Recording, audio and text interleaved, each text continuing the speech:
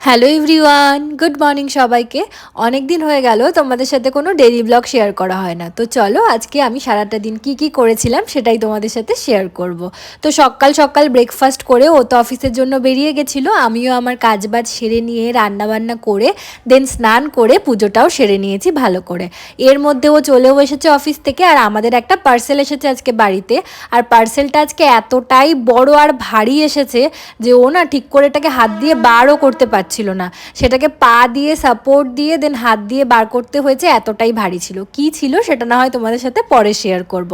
তো পার্সেলটা বার করে দেন ভালো করে দেখে নিলাম যে সব কিছু ঠিকঠাক আছে নাকি, তারপর বসে গেছি দুপুরবেলার খাওয়া দাওয়া সারতে। আজকে মেনুতে ছিল গরম গরম ভাত, তার সাথে ছিল পটল ভাজা, মাছ ভাজা, এঁচোড় চিংড়ি, আর তার সাথে ছিল আলু আর বড়ি দিয়ে রুই মাছের ঝোল। জমিয়ে খাওয়া দাওয়া করে ঘুম দিয়েছিলাম, আর রাত্রিবেলা আজকে পোলাও আলুর দম খেয়ে ডিনারটা কমপ্লিট করেছিলাম। তো চলো বাই।